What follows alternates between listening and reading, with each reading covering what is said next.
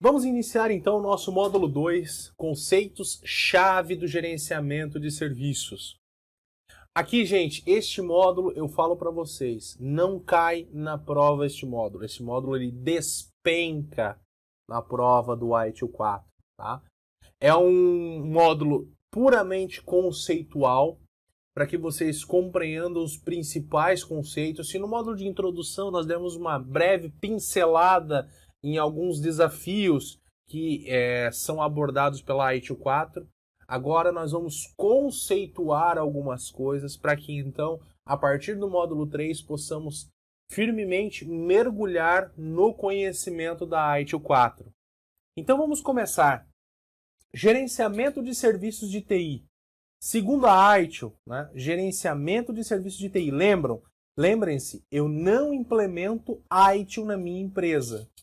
O que eu faço? Eu implemento gerenciamento de serviços de TI inspirados nos conceitos da ITIL. Tá? Então a ITIL é uma inspiração para que eu possa implantar um programa de gerenciamento de serviços de TI dentro da minha empresa. Já falamos no módulo de introdução que o modelo de gerenciamento de serviços de TI bom nos ajuda a fazer com que a nossa empresa se adapte mais rapidamente a este mundo moderno, onde mudar é preciso todos os dias. Tá? Então, neste conceito, né, o que é gerenciamento de serviços de TI, vamos dizer assim, no conceito científico da coisa, né? Defina a coisa. Então, o que é gerenciamento de serviços de TI?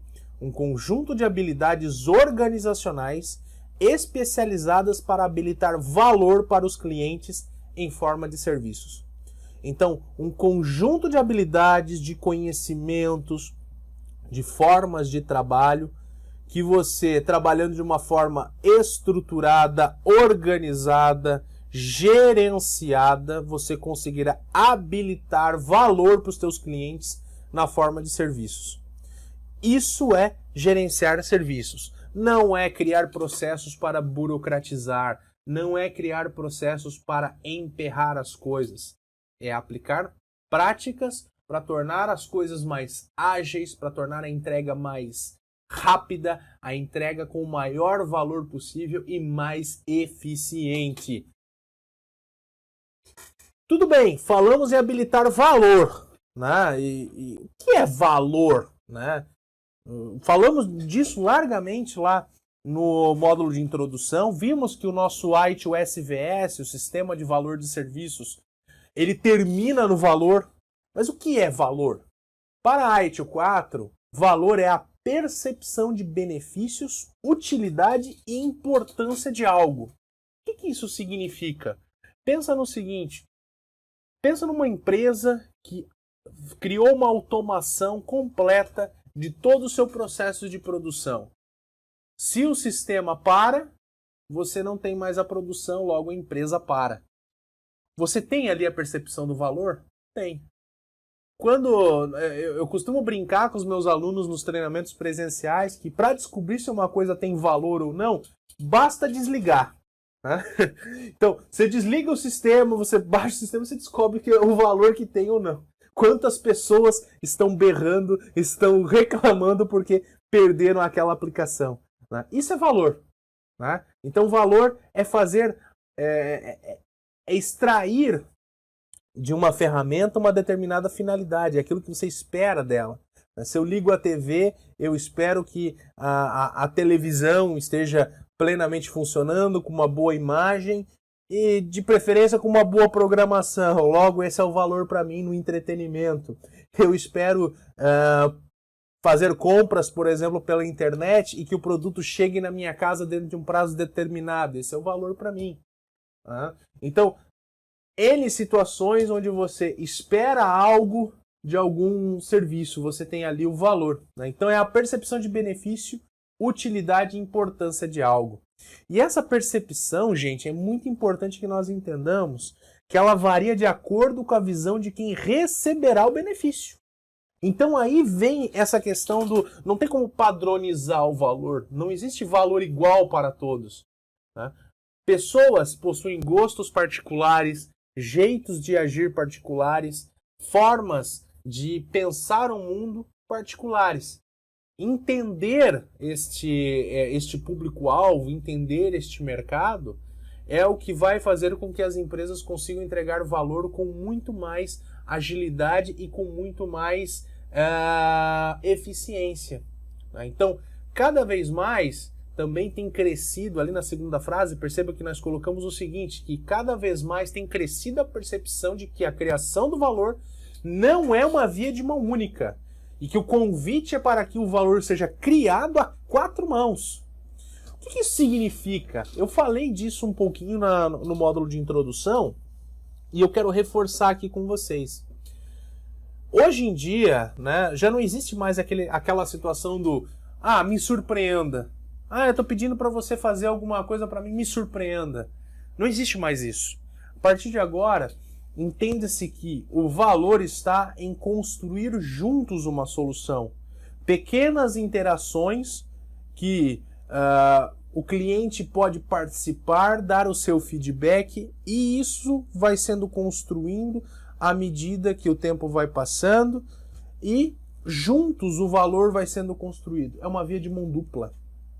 Então, você pode perceber que do lado direito, ali nos balõezinhos, temos alguns termos que hoje estão muito em voga no nosso mercado, que se baseiam muito nessa questão de valor, né, varia de acordo com o meu cliente, né, e também o meu valor ele é criado a 4 mãos, em conjunto com o meu cliente. Então, por exemplo, o Manifesto Ágil, que foi lançado em 2001, com participação de pessoas relevantes no mundo do desenvolvimento de software, como os criadores do Scrum, como o criador da Wikipedia. Essas pessoas estavam reunidas em um local, em um resort no Colorado, e elas pensaram assim, como é que podemos mudar o mundo ou usar aquilo que conhecemos, aquilo que sabemos, de modo que possa ajudar mais pessoas no mundo todo. E elas criaram o Manifesto Ágil, né? Você pode pesquisar sobre o Manifesto Ágil aí na internet, é um manifesto bem curto, 4 frases, né? Pessoas mais do que documentos. Estou falando de cabeça agora, tá aqui, tá, gente? Atender produto em funcionamento mais do que documentação abrangente, né? Tem 4 sentenças lá que trazem um norte, né, que é guiado até os dias atuais dentro das fintechs, dentro das big techs, dentro das startups, né, e dentro das empresas também que já implantaram a transformação digital, visando desburocratizar, desregulamentar, diminuir burocracia, tornar as coisas mais ágeis. Então, o Manifesto Ágil, ele é um agente dessa transformação. O desenvolvimento centrado no usuário também, ou seja, você não faz mais algo, né? Não gostou, vai ter quem goste. Não, você procura adaptar o teu modelo de trabalho a quem vai realmente utilizar aquela solução, né? Não existe mais aquele pensamento de a cabeça do programador ou a cabeça do desenvolvedor é que vai para a solução. Não, a partir de agora nós pensamos no desenvolvimento centrado no usuário, na solução centrada na necessidade do usuário, né? E cada usuário pode ter o seu jeito, o seu gosto, as suas peculiaridades. As startups nasceram nesse mundo, né? Ágil, dinâmico, né? Normalmente startups, até mesmo startups de sucesso, existem 10, 15 pessoas trabalhando que conseguem fazer o que antigamente era necessário uma indústria inteira para fazer.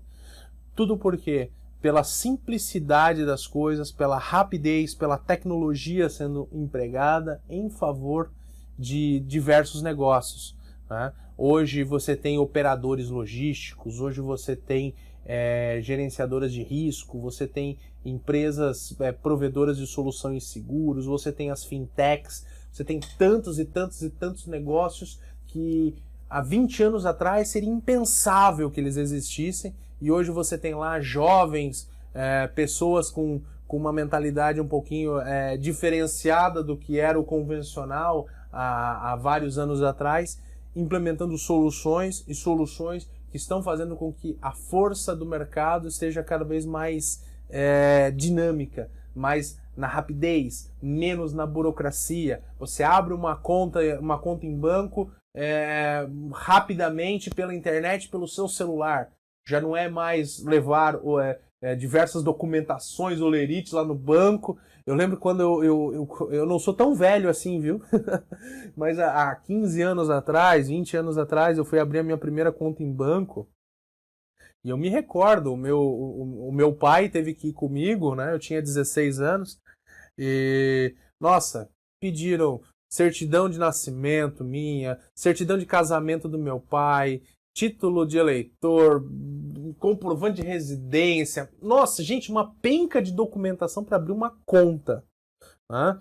E enquanto hoje, né, para você abrir uma conta, basta você fazer ali no seu celular rapidinho, sem nenhuma burocracia. Isso daí foi o grande, vou dizer assim, é o marco do mundo moderno. Cada vez quem for mais rápido, mais ágil, menos burocrático, vai ganhar mercado.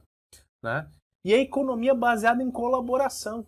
Né? Você já não tem mais aquela economia baseada somente na competição. Hoje já há uma compreensão maior, né, de que colaborar em muitos cenários é melhor do que somente competir. Óbvio que concorrência sempre vai existir. Todos os negócios, é importante essa livre concorrência, isso aí sempre vai existir, é saudável para o mercado. Mas também entender que existe colaboração. Né? Então, eu, Renan, quando vou pegar um transporte por aplicativo, né, eu estou fazendo ali o quê? Uma economia baseada em colaboração. Um valor muito menor, né, do que o que era o convencional, nos transportes convencionais, com um conforto maior. Em troca, a pessoa que está comigo não é um motorista profissional, não é alguém com anos e anos e anos de experiência sendo motorista, mas que está colocando o seu veículo ou um veículo que ele alugou com os recursos dele à minha disposição. E ali você tem uma troca de valor e de compreensão mútua entre ambos, entre consumidor e cliente final. Isso é uma economia baseada em colaboração. Né? Então, isso está muito em voga agora e a percepção de valor ela é muito centrada nestes conceitos agora. Tá? Não é somente entregar o serviço, mas como você entrega e de uma maneira que faça com que o seu cliente faça parte daquela entrega de valor. Vamos falar disso até com um pouco mais de detalhes, um pouco mais adiante nesse treinamento, mas já estamos posicionando vocês aí nesse novo mercado proposto aí, ou existente, né, que a ITIL 4 está apresentando a vocês. O valor é o mesmo, né, para essa pessoa ou para essa pessoa? Percebam que você tem ali do lado uma ferramenta, uma enxada. Né? A enxada ela tem o mesmo valor para ambas essas pessoas? Bom, para a pessoa que trabalha no escritório, numa área administrativa, para um empresário, a enxada pode ter o seguinte valor. Olha, é algo que eu faço no fim de semana lá na minha pequena horta na minha casa. Ou seja, não é uma ferramenta fundamental para mim. Agora, o agricultor, né, pode usar a enxada como sua principal ferramenta de trabalho. Então, ali você tem uma percepção grande de valor. Né? O valor ele muda de acordo com o indivíduo que vai utilizar este serviço. Né? Então, entender isso faz parte do desafio de quem agora, né, está aí no mundo moderno, né, quem trabalha nas empresas, precisa entender cada vez mais, né, sobre este novo mercado e sobre esta percepção de valor. Por isso, inclusive, houve uma mudança muito importante da versão 2011 da ITIL para a ITIL 4, em termos de cocriação de valor, percepção de valor. Anteriormente, valor era algo, uma via de mão única, né? E essa mudança na percepção de valor também alterou o conceito do que é um serviço. Nós já falamos sobre o conceito de serviço, um conceito mais facilitado, no módulo 1 de introdução. o que eu entrego. Agora eu vou trazer para vocês a frase exata do que as bibliografias da ITIL trazem do que é um serviço. Serviço é um meio de cocriação de valor para os clientes, facilitando os resultados que eles pretendem atingir, sem que para isso precisem assumir custos ou riscos específicos. Então, um meio de cocriação de valor para os clientes, facilitando os resultados que eles pretendem atingir, sem que para isso precisem assumir custos ou riscos específicos. Este conceito é o conceito que está na ITIL 4. Esse cocriação de valor foi a grande mudança no conceito de serviços de uma versão da ITIL para outra. Por quê? Lembra que eu falei? Percepção de valor a quatro mãos? Ou seja, eu entrego o valor em conjunto com o meu cliente pode opinar, pode dar feedbacks, e eu preciso dos feedbacks dele para considerar no valor do meu produto. Isso criou-se então o conceito de cocriação de valor. Não é mais somente um provedor de serviços ou um provedor de produto que tem que surpreender o seu cliente. Não, agora você faz junto com o seu cliente. Eu costumo brincar que foi quando eu estava pintando as paredes aqui do quarto do meu filho que estava para nascer. Foram 4 mãos de tinta. Cada mão de tinta eu chamava a minha esposa para dar uma olhada aqui na pintura. E ela sempre achava um ponto para melhorar, uma situação aqui, ou se estava bom, se não estava bom. Então, a partir disso, eu ia descobrindo, né, como fazer melhor e como fazer mais rápido, né, como entregar o maior valor possível por meio daquele trabalho. Obviamente que aqui é um exemplo particular, mas você pode perceber que nas empresas, né, no mundo moderno, nos novos mercados agora, o que você tem? Né? Você tem, por exemplo, as startups construindo em conjunto com outras empresas. Então, vou construir um aplicativo de operação logística. Eu chamo uma empresa que já é do mercado logístico para fazer junto comigo. A cada 2 semanas, a cada 1 semana ou a cada 4 semanas, eu entrego um pedacinho da solução, eles me dão um feedback e eu já considero para a próxima interação para começar de novo e fazer mais um pedacinho. E a partir desses pedacinhos que vão sendo moldados, eu tenho no final uma solução de mercado que já vai estar aderente a uma determinada necessidade, a um determinado valor. Isso é muito fomentado hoje em dia. E foi uma grande mudança que veio com a ITIL 4. Né? E valor para quem? Né? Bom, a gente pode dizer que os stakeholders, né, as partes interessadas, né, são peça-chave na cocriação de valor, pois, como vimos anteriormente, parte da visão deles a designação do que realmente é valor. E a ITIL 4 ela lista 4 grandes grupos de stakeholders: as organizações, os consumidores de serviço, os provedores de serviço e outros stakeholders. Vamos trabalhar um pouquinho aqui, vamos entender cada um desses 4 tipos de stakeholders para que possamos compreender melhor como direcionar valor para cada um deles. Então, o primeiro stakeholder, obviamente, são as organizações. Né? E o que é uma organização? O que diferencia um indivíduo de uma organização? É que a organização pode ser uma pessoa ou grupo de pessoas que possuem suas próprias funções, a responsabilidade, autoridade e relacionamentos para alcançar seus objetivos.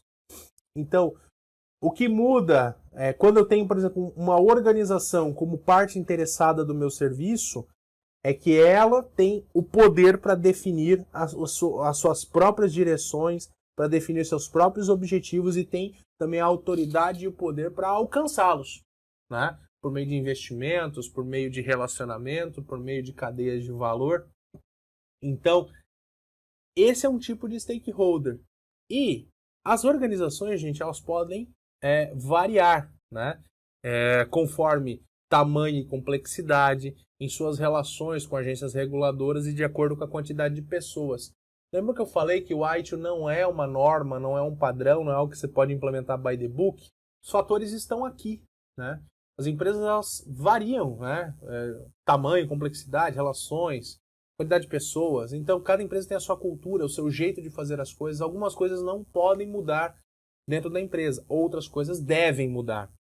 Então, compreender isso é um fator fundamental para que você consiga trazer um programa de gerenciamento de serviços de TI mais eficiente para dentro da sua empresa. Exemplo, você não pode, por exemplo, numa startup, criar processos que vão burocratizar demais a mudança dentro das aplicações. Porque senão você vai tirar a agilidade. E para uma startup, a agilidade no desenvolvimento das soluções é fundamental. É praticamente o pulmão e o coração da empresa. Agora, por exemplo, num banco, você não pode, numa instituição bancária, lançar coisas de qualquer jeito. Você precisa ter um nível de segurança maior, uma responsabilidade maior, você precisa atender agências reguladoras desse tipo de business. Então ali você tem que criar processos, criar modelos de trabalho que consigam atender a essa realidade. Continuando sendo ágeis, mas uma agilidade com segurança. Tá? Então isso vai variar bastante com relação ao seu programa de gerenciamento de serviços de TI. E quem são os provedores de serviço? Bom, tipicamente em uma organização convencional, o provedor de serviços é identificado como o departamento de TI, embora uma organização como um todo também possa ser considerada uma provedora de serviços. Esse aqui é o segundo tipo de stakeholders, provedores de serviço. E a partir de agora, no nosso treinamento, eu vou privilegiar, me referir ao antigo departamento de TI como provedor de serviços. E é algo que eu convido você a exercitar também no seu dia a dia. Por quê? Porque a palavra departamento denota que você é apenas mais uma caixinha junto com outras caixinhas que formam uma empresa e todas elas têm o mesmo nível de importância, o mesmo nível de envolvimento. Hoje já não é mais assim, né? Tecnologia da informação, na verdade, é um habilitador de todo o negócio. Então você não é mais uma caixinha. Você está presente dentro da empresa, mas não mais somente como um pedaço, um departamento. Mas você está presente na empresa como um habilitador dos serviços, um habilitador da transformação digital, um habilitador dos serviços digitais, um habilitador da agilidade e da mudança. Então, a partir de agora, você é um provedor de serviços. Ou seja, o seu objetivo é entregar serviços digitais com o máximo valor possível, habilitando cada vez mais o valor dentro da sua empresa. É um objetivo maior, um objetivo de negócio, e isso traz desafios novos para você. Então, pense em você como um profissional da área de tecnologia da informação que habilita valor dentro da sua empresa. E aí, gente, temos aí a visão antiga e a visão nova. E é muito importante que você que vem para esse treinamento de ITIL 4 venha com a mente aberta. Uma mente mais voltada a entender mais não só sobre o conceito do ITIL 4, mas entender que a visão antiga de que a TI era um departamento, que a TI era mais um centro de custo dentro da empresa, essa visão tem que morrer. E para essa visão morrer efetivamente, nascer a nova visão, também muitas premissas que tínhamos antes nos antigos departamentos de TI também precisam mudar. Tá? Então, pensar em habilitar serviços. Como é que eu vou fazer isso de uma forma rápida, ágil e de acordo com esse cenário de transformação digital? Está aqui. Então, para transformar o seu antigo departamento num centro de inovação, você precisa se adequar a uma visão nova, em detrimento da visão antiga. Então, ali na primeira linha, você tem uma visão antiga, centro de custos. Uma visão nova, centro de investimentos. Por que tirar a visão centro de custos e incluir essa visão centro de investimento? Porque antigamente TI era visto como um buraco negro dentro das empresas, onde você enfiava cada vez mais dinheiro, colocava recurso, colocava muita coisa lá, mas necessariamente não tinha retorno. Então agora muda-se essa visão, precisa ser um centro de investimento e cada real investido precisa ter um retorno. Então, muito importante a valorização do dinheiro investido em tecnologia da informação, investindo no centro de inovação. Na visão antiga também, esperava-se a demanda, esperamos a demanda, né? Na visão nova, nós propomos a demanda.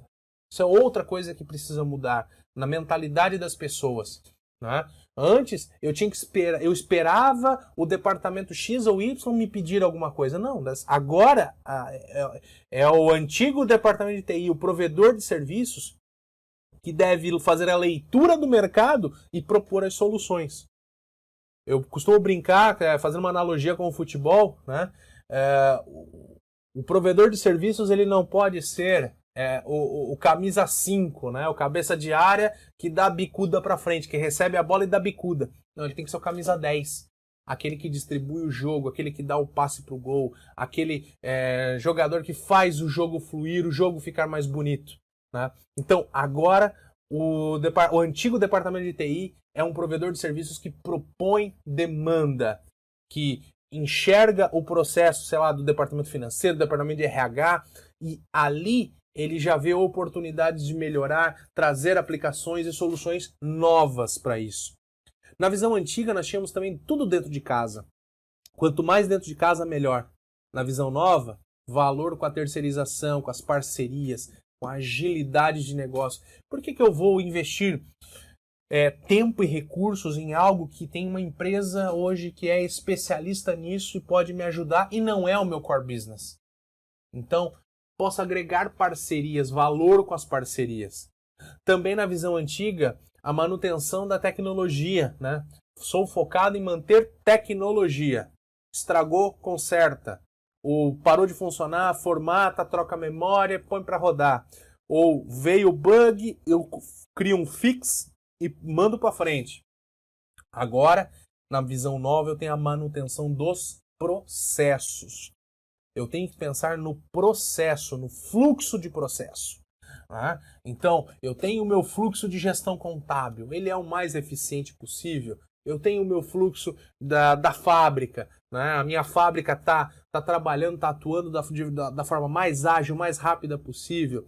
Né? Eu tenho as minhas vendas. Como é que eu faço a minha empresa vender mais? Né? E como é que eu mantenho esse processo rodando com mais agilidade? Né? Eu tenho que agregar uma parceria, eu tenho que comprar tecnologia. O que eu preciso fazer para isso? Então, é uma visão nova, manutenção de processo. Não é mais o departamento que cuida da tecnologia, que pediram um notebook novo, entrega notebook. Pediram um software novo, desenvolve o software. Não é mais isso. É algo que vai muito mais além. E na visão antiga, CAPEX. Um departamento de TI muito focado em CAPEX. O que é o CAPEX? A quantidade do custo, né, de ativos. Né? Ou seja, a quantidade de ativos que eu tenho dentro da minha empresa, o CAPEX. Né? Agora não, eu tenho OPEX, ou seja, operação. Eu tenho valor em cima dos serviços. Né? Então, subscrições, compras por escala. Né? Como eu falei, por exemplo, Office 365, né? Ou o Google Suite, que são duas empresas fortes no mercado aí de aplicação para escritório, planilhas, documentos, apresentação de slides e por aí vai. Você não compra mais as licenças para ter dentro de casa. O que você faz? Você compra a subscrição para você ter escalabilidade. Eu compro enquanto usar e sempre vou ter a versão mais atual comigo, ao invés de eu precisar ficar comprando licença de tempos em tempos. Né? E aí eu fico com o dinheiro parado. Então, mudar essa visão do CAPEX para o OPEX, esse chaveamento também é um desafio. Dito isso, gente, temos aqui também os consumidores de serviço. O que são os consumidores de serviço? Né? Então, quando recebe serviços, uma organização pode assumir o papel de consumidora de serviço. Né? E o termo consumidor de serviço foi adotado na ITIL 4 para auxiliar na compreensão das relações de consumo por meio de suas estruturas. Um consumidor de serviços pode ser patrocinador, cliente ou usuário. Então, esses são os consumidores nos quais vamos buscar a melhor experiência possível. O patrocinador, ele pode ter um tipo de direcionamento. O cliente tem outro e o usuário tem outro. Agora existe essa segregação entre cliente e usuário. Quem é o cliente e quem é o usuário? Cliente, efetivamente, é quem paga a conta. O usuário é quem usa. Pode ser que ambos sejam a mesma pessoa. Mas você pode parar para pensar. Uma organização típica, nem sempre o usuário é o cliente. E cada um deles vai ter a sua expectativa em cima da entrega dos serviços. Então, por isso, gente, cada um destes stakeholders possui funções diferenciadas. E entender que algumas vezes até conflitantes em termos de expectativas de serviço e por isso possuem diferentes definições de valor, tá? Então, aqui já fica um alerta importante, né? Para você entender o valor para cada um desses tipos de consumidores de serviço, né? O patrocinador, o cliente ou o usuário, entender que cada um deles tem uma participação na forma como o serviço é adquirido. O usuário simplesmente vai utilizar, ele não vai escolher aquilo que ele vai fazer. O cliente é quem efetivamente escolhe.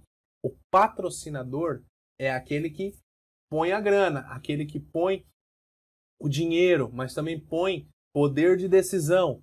Cada um deles precisa ser gerenciado de uma forma específica e ser pensado na hora de entregar um determinado serviço. Além disso, gente, além das funções de consumidor e provedor, geralmente existem diversos outros tipos de stakeholders que são importantes para a cocriação do valor.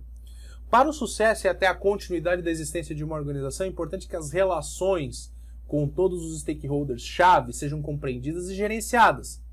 Produtos e serviços criam valor para stakeholders de diversas formas. Alguns valores são mais diretos, tal como a geração de receita, enquanto outros são mais indiretos, tal como a experiência do colaborador. E aí nós temos essa distinção entre o ROI e o VOI, né? O Return Over Investment e o Value Over Investment. Eu gosto de trazer esses dois conceitos porque são conceitos que nos ajudam na percepção de valor. Nem sempre, tá? Você vai ter retorno de investimento. Para cada real que eu invisto, quantos reais eu consigo obter de volta, né? Nem sempre é ROI. Às vezes tem o VOI, né? Que é o valor sobre o investimento. Mitigar um risco, aumentar a satisfação das pessoas, fazer com que elas trabalhem mais felizes, mais contentes, diminuir a quantidade de doenças ocupacionais dentro das empresas, né? LER, DORT, por aí vai. Então isso tudo é VOI, é valor sobre investimento.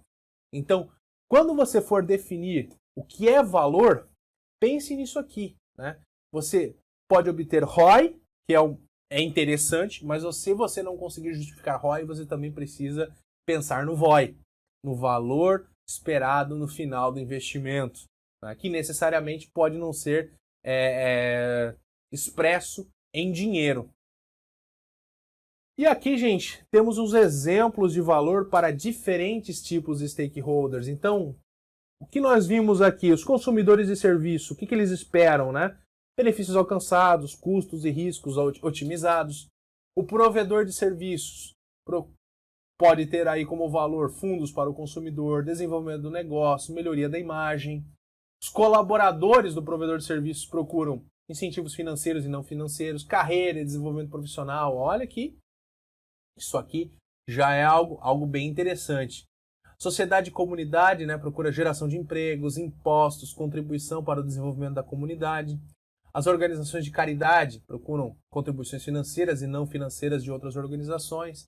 E os acionistas, né, benefícios financeiros, tais como dividendos. Então, olha só, cada tipo de stakeholder com a sua percepção específica de valor. E aí, gente, vamos falar então agora da distinção entre produto e serviço, né? Porque nós falamos muito sobre serviço, mas Também fala-se muito em produtos no dia a dia. E como é que eu tenho a percepção, né, do que é um produto e do que é um serviço? Lembre-se que a ITIL é um framework para gestão de serviços, né? Então, o que é um serviço? Então, nós já vimos o conceito e nós vimos que nós temos aqui que serviço, né, os serviços que uma organização entrega, são baseados em um ou mais produtos. E produtos são caracterizados como configurações de recursos criados pela organização que potencialmente irá gerar valor para o seu cliente. Então, produto é uma configuração de recurso, é um aplicativo, por exemplo, né? Já o serviço é algo maior, algo que compõe o serviço. Então veja ali nas figuras, você tem o transporte por aplicativo, ou seja, o serviço como um todo é o transporte, mas o aplicativo é um produto que vai compor a entrega do serviço, né? O agendamento de hotéis também, eu posso agendar por um aplicativo, por um website, aquilo é um produto, mas a reserva como um todo do hotel, todas as cadeias de valor conectadas para que eu efetivamente faça a reserva via aplicativo ou via sistema e consiga chegar no hotel, fazer o meu check-in, dormir lá no quarto e tomar meu café da manhã no dia seguinte naquele hotel, tudo isso é uma cadeia de valor que, unidos, somados, essas configurações de recurso, no final vão servir para a entrega do serviço. E aí, gente, no conceito da ITIL, nós temos, né, o conceito, então, de serviço e de produto demonstrado aqui neste slide, né? Serviço, então, como eu falei anteriormente, um meio de cocriação de valor para os clientes, facilitando os resultados que eles pretendem atingir, sem que para isso precisem assumir custos ou riscos específicos. E um produto é uma configuração de um recurso organizacional desenhado para oferecer valor para um consumidor.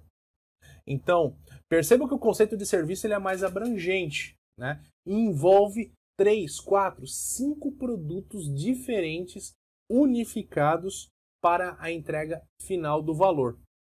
Então essa é a principal diferença entre produto e serviço. Produto é uma configuração de um recurso.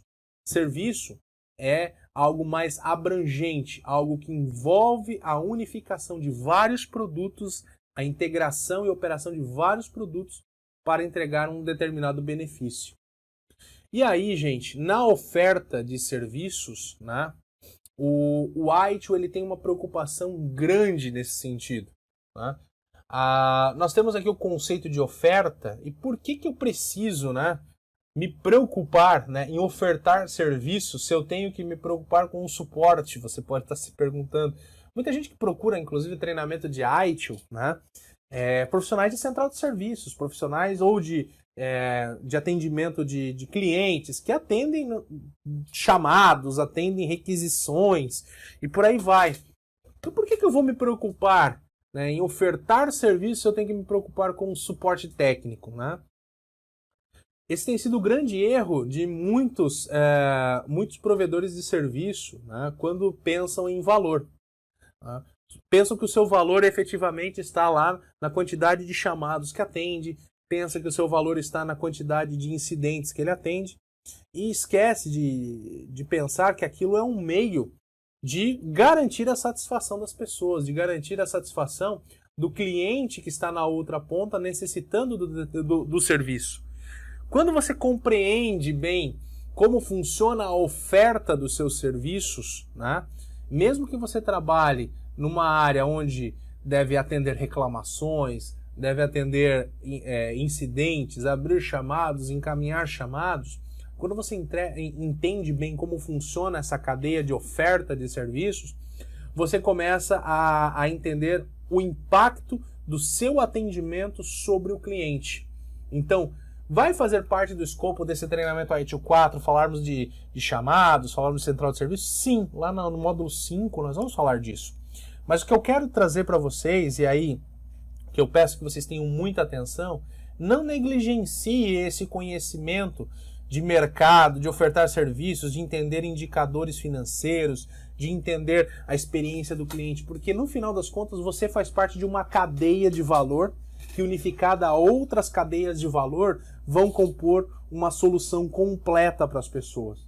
Tá? Então isso é muito importante que você compreenda. E o conceito da ITIL 4 para oferta de serviços é uma descrição formal de um ou mais serviços desenhados para endereçar as necessidades de público-alvo. Uma oferta de serviços pode incluir bens, acesso a recursos e ações de serviço. Nesse conceito de oferta de serviços, temos que entender que organizações se relacionam por meio de serviços e que cada organização possui o seu próprio ciclo de oferecer, prover, obter e configurar. O que eu estou mostrando aqui, o que a ITIL quer dizer aqui com esse modelinho aqui que está na tela, né, de relacionamento de serviço? Ela quer dizer o seguinte, que para um determinado serviço, você pode ter N cadeias de valor, N produtos envolvidos nessa entrega e que cada cadeia de valor em si tem um serviço intrínseco a si. E estes valores unificados vão depois representar uma entrega de valor para o cliente final. Então, um exemplo, né, que eu citei agora há pouco, eu sou das companhias aéreas, né, a gente falou disso no módulo 1. Quando eu embarco num avião, eu não paro para pensar no conjunto de cadeias de valor envolvidos naquela entrega.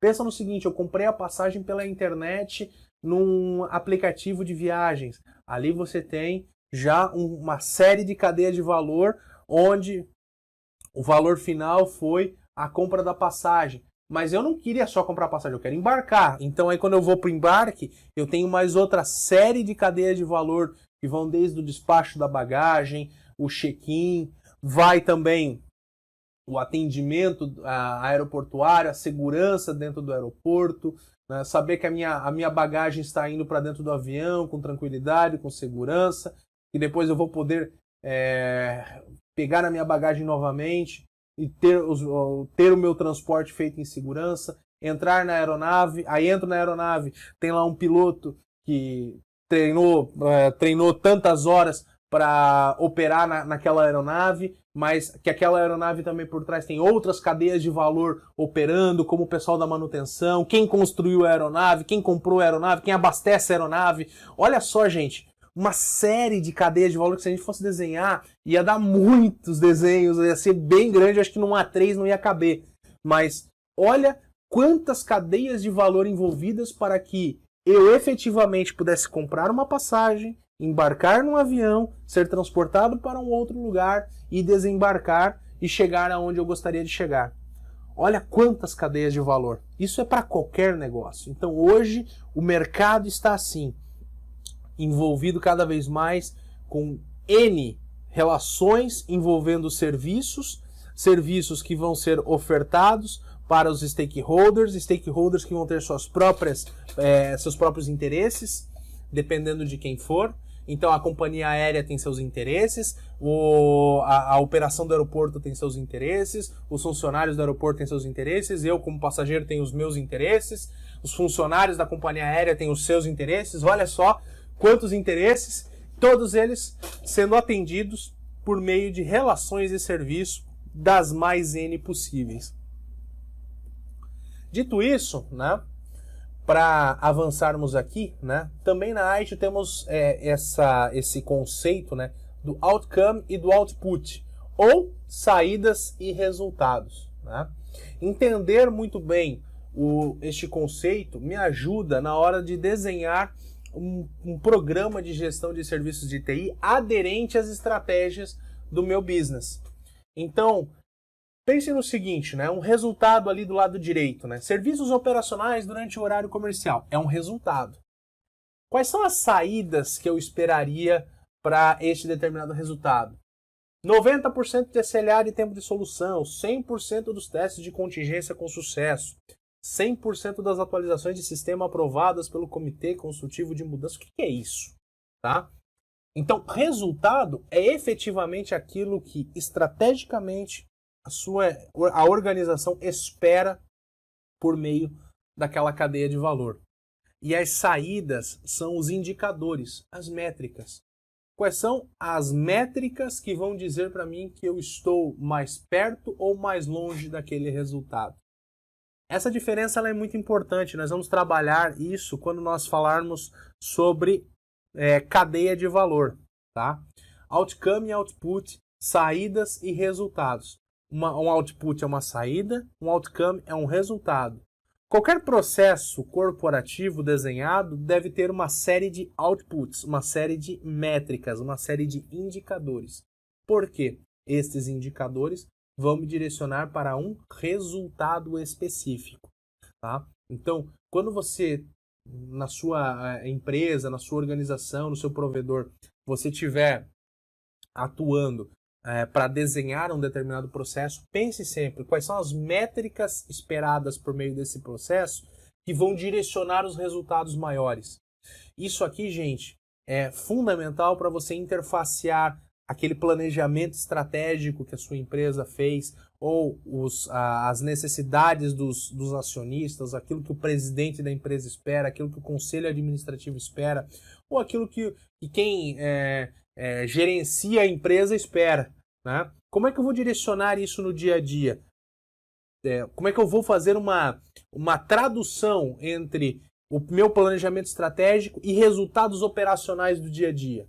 É dessa forma. Mapeio os resultados e para cada resultado eu vou ter um conjunto de saídas específicas, tá certo? Essa é a grande diferença então entre resultado e saída, ou outcome e output. Eu deixei claro aqui ainda esses termos em inglês para que vocês possam então conhecê-los mais, e caso vocês venham também a fazer treinamentos da linha intermediária, onde você só usa o inglês, né? Eu acredito que ficaria mais claro você manter aí essa nomenclatura outcome e output, tá certo? Então, resultado, outcome, são aqueles resultados esperados, e as saídas são os indicadores que vão me direcionar para o resultado. Alcançando o valor, muito bem. Agora vamos falar de alcance de valor. Quando eu estou falando de resultado, né, basicamente, gente, existem três coisas que são direcionadas para a questão do valor. Três itens que, se atendidos ou que, se bem balanceados, vão representar uma entrega de valor. Veja ali, do lado direito da balança, ali pesando mais para baixo, você tem resultados suportados, custos removidos e riscos removidos. O que isso significa? Quando eu alcanço resultados, quando eu removo custos ou quando eu removo riscos, eu estou criando valor. Quando eu estou não estou conseguindo entregar bons resultados, quando eu aumento custos ou quando eu aumento riscos, a balança do valor pesa para outro lado. Renan, então sempre é importante que nos serviços que eu entrego dentro do meu provedor de serviços, eu sempre consiga remover custos, remover riscos e alcançar benefícios? Sim, este é o ideal. No entanto, pense no seguinte, né? Você precisa balancear muito bem estes três fatores: custo, risco e resultado. Por quê? Pensa no seguinte, trabalho home office. Qual foi o benefício do trabalho home office? Agora eu não preciso mais me deslocar da minha casa para ir até o trabalho. Em casa mesmo eu já estou trabalhando. Tá? Então eu ganhei tempo com isso, às vezes tempo com a família, às vezes ganhei tempo de não preciso enfrentar trânsito e por aí vai. Legal, você criou um resultado. Isso foi bom. Ok. Você removeu custos? Bom, necessariamente não. Por quê? A internet é você que paga. O computador é você que mantém. Então, você incluiu um custo. Risco. Tem risco aí? Bom, os riscos eles podem ser direcionados de acordo com as políticas de segurança da sua empresa. Mas, por exemplo, existe um risco aí, um risco para o negócio. Se cair a internet, se cair a luz na sua casa, que é algo que você paga, que já está nos custos, você incluiu um risco aí. É um risco que vale a pena aceitar? Em muitos negócios, sim, é um risco que vale a pena aceitar. É um custo que vale a pena pagar? Poxa, eu já pago internet no dia a dia, então vale a pena. Eu já tenho um computador, então vale a pena. Entenderam? Então, necessariamente, o benefício pesou mais para o lado direito da balança do que os custos e os riscos que foram agregados. Então, é uma equação. Sempre melhorar o lado direito da balança do que o lado esquerdo. Não significa que do lado esquerdo nunca terá resultados afetados, custos introduzidos ou riscos introduzidos. Não significa isso. Mas o mais importante é que a equação sempre fique para o lado dos resultados atingidos, dos custos removidos e dos riscos removidos. Aqui nesse slide, gente, uma pequena brincadeira, né? Então, dependendo do relacionamento, né, entre o provedor e o consumidor, pode ser difícil para o provedor até entender completamente, né, os resultados que o consumidor deseja. Em alguns casos, eles trabalharão juntos para definir o resultado desejado. Essa aqui é uma figura muito antiga, né? Como o cliente explicou, como o líder de projeto entendeu, como o analista projetou, né, como o programador construiu, como o consultor de negócio descreveu, como o projeto foi documentado, que funcionalidades foram instaladas, como o cliente foi cobrado, como foi mantido e o que o cliente realmente queria, né? Para você chegar nesse resultado do como o cliente realmente queria, hoje em dia, as técnicas, as ferramentas, né, os frameworks de construção de solução sempre direcionam no sentido de você entregar um pedacinho, pedir feedback, entrega mais um pedacinho, pede feedback. Ao invés de você se arrogar o direito de planejar tudo no começo, né, fazer todas as soluções só no final pedir uma opinião, né, é melhor você fazer um pedacinho, pedir feedback, mais um pedacinho, pede um feedback, ou seja, o cliente participa do processo, né? E aí esse risco aqui, né, com certeza vai diminuir e muito, tá? Custos, né? O que é custo, né? No conceito aqui da ITIL4, né? Custo é o total de dinheiro gasto em uma atividade específica ou recurso. Lembra que na balança do valor nós queremos cada vez mais, né, remover custos. Embora, né, nós sabemos que alguns serviços, alguns benefícios, né, superam, né, o custo imposto a determinada entrega, né? Então, você sabe o que significa na prática isso aqui, né? Eu estou colocando alguns conceitos aqui na tela só para vocês entenderem como é que funciona esse conceito de custos, né? Então, CAPEX e OPEX, né? Já falamos sobre isso na visão antiga e visão nova do provedor de serviços, né? CAPEX é o total investido em ativos, OPEX são os custos operacionais, tá? Então, claro que não significa que você não terá ativos dentro da sua empresa, né? Mesa, cadeira, servidores, softwares adquiridos, mas cada vez mais a simplificação dos negócios vem cada vez mais exigindo que nós trabalhemos com OPEX, né? Que é aquele custo por contratação de serviços, o custo escalável, né? Aquilo que eu não tenho ativos para mim, mas eu uso ativos contratados como serviço na minha entrega final. Tá? Tenho custos fixos e custos variáveis. O custo fixo é aquilo que, independente do que eu faça, ele sempre se manterá igual, né? Então, o aluguel, por exemplo, é um custo fixo. Eu tenho também custos com salários, isso é custo fixo. Custo variável, material de escritório, uma conta de luz, conta de água, isso aí tudo é custo variável. Isso também entra na conta final dos custos, né? Você tem também a depreciação contábil e o orçamento, né? O que é uma depreciação contábil? Quando você tem CAPEX, né, você tem uma depreciação dos equipamentos todos os anos, né? Isso é lançado no balancete de uma empresa. Tá? Então, isso agrega custo na sua entrega final. Então, normalmente, por exemplo, equipamentos de tecnologia da informação, a depreciação contábil normalmente é 5 anos. Então, o contador, todos os anos, conta quanto em ativos a empresa possui em seu nome, em termos de tecnologia da informação, deprecia 20%. E isso é um custo. Tá? Inclusive, um custo importante de se compreender para que você possa, inclusive, fazer uma programação de contas, de compras, né, mais inteligente para a sua empresa. Já a orçamentação, né? Quanto você pretende gastar durante o ano todo, né? Pela análise dos seus balancetes contábeis, pelo tanto de desafios que você terá, você prevê o seu orçamento do ano, né? Fluxo de caixa, o que é isso? Entradas e saídas, né? Contabilizar quanto entrou, quanto saiu. E o EBITDA, que é um conceito, né, de ganhos antes de impostos, taxas, depreciação e amortização.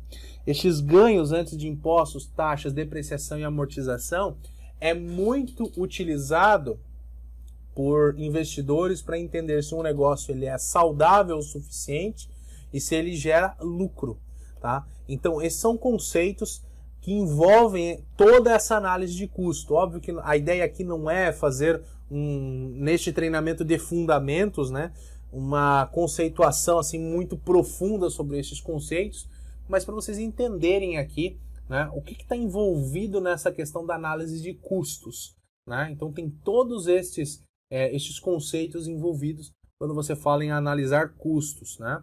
E custos para o consumidor, né? Lembra que eu falei que pode ser que existam custos removidos ou custos impostos ao consumidor, né? O tipo de custo vai depender do valor esperado para o serviço. Então, do lado esquerdo você tem custos removidos do consumidor. Por exemplo, quando você tem um transporte por aplicativo, você não tem alguns custos, né? Como manutenção do teu próprio veículo, como custo com gasolina. Quando você faz serviços em cloud, você também remove custos com infraestrutura própria, com energia elétrica, com serviços de contingência, com backup, né? Ambientes de coworking também são um modelo de custo de remoção de custos, onde você não paga energia elétrica, onde você também não paga pela mobília. Já num outro modelo, né, de custos impostos ao consumidor, pense no seguinte: eu preciso de um veículo próprio para atender bem o meu cliente, para ser ágil, né? Talvez eu trabalhe aqui em alguns pontos onde dificilmente eu consigo ter facilidade de transportes por aplicativo. Então você tem um custo imposto, que é o custo de um veículo próprio. Link de internet também é um custo imposto ao consumidor. Você precisa, por exemplo, para ter um aplicativo para determinado tipo de função, determinado tipo de serviço, você precisa de link de internet, né? Seja internet 4G, seja a sua internet própria, Wi-Fi. Então você tem aqui um custo imposto também. Aquisição de novo imóvel também você tem um custo imposto ao consumidor. Quando você percebe que para entregar determinado serviço, por exemplo, eu preciso de uma sede própria, ou então Airbnb, né, que é muito famoso hoje como um site onde você pode fazer aluguéis, né, por curto período de tempo. Então, para você ser um usuário do Airbnb, você precisa, por exemplo, ter um imóvel seu, né? Isso, ou seja, tem uma aquisição de novo imóvel, um custo imposto a você. Isso vai depender, gente, sempre do benefício esperado. Então, os tipos de custo, você pode ter custos removidos ou custos impostos ao consumidor. Qual tipo de custo vai ser o melhor vai depender do valor ou do benefício esperado para o serviço. Além disso, gente, temos também, lembra que falamos dos riscos, né? Então, assim como falar de custos, então os riscos eles podem ser impostos ou removidos, de acordo com o valor esperado pelo serviço. Contudo, o consumidor pode ter um papel decisivo na redução do risco envolvido. Quando ativamente participa da definição dos requisitos do serviço, claramente comunica os seus fatores críticos de sucesso e quando garante que o provedor possui acesso aos recursos necessários. Mais importante do que falarmos de análise e gestão de riscos aqui, não é o objetivo desse primeiro momento do treinamento, é falar que o consumidor final ele tem um papel importante na mitigação de riscos durante a entrega do serviço. E ele, estando ativamente participante desse processo, ele ajuda decisivamente a entregarmos produtos e serviços com o menor risco possível. Para fechar o nosso módulo 2, tá? Conceito de utilidade e garantia. Tá? Isso aqui cai muito em prova do ITIL4 Foundation e é necessário que você preste muita atenção. Tá? O que é utilidade?